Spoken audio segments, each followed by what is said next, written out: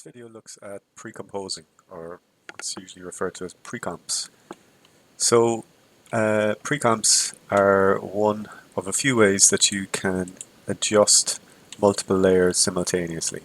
So if, for example, you have a blend mode, so let's apply a screen here, and you can see that we get both layers coexisting as a composite.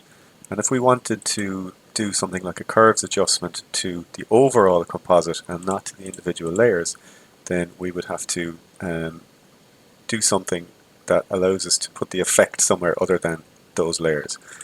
There's two options, or the two most common options are adjustment layers, which you place at the top of the layers that you want to affect, which allows you to then modify with an effect anything sitting below that adjustment layer.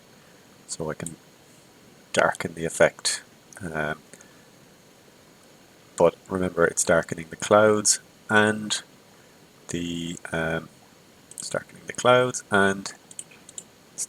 the face. Okay. Now this is fine, and you can use adjustment layers in a number of different ways, so long as the adjustment layer is sitting above the layer that you want to change, or layers that you want to change, then it's going to work. That can sometimes be a little bit awkward because you always have to, if you move layers around, you have to move the adjustment layers around, and there's kind of a disconnect there. The more common way of doing it is to precompose. So to precompose layers, you select the layers, right click and go to precompose, and it will create a new composition based on those two layers. So I'll call it face and clouds.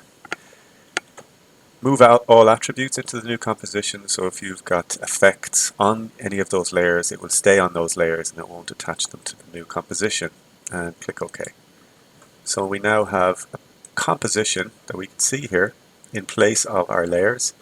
You'll also see that it's been created and left in the project panel as well. Now what this allows us to do is to treat that composition as a layer in its own right, and we can now do effects on that precomp. Now the layers that we used to create the precomp are still in there.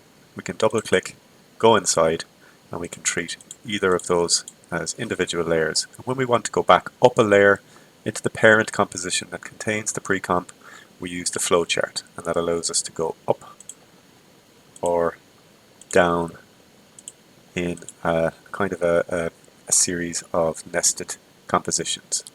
So remember, we now have the parent composition that contains a precomp that contains our layers. So nothing gets deleted, nothing gets changed, it just gets reordered and nested or composed within a hierarchy of compositions.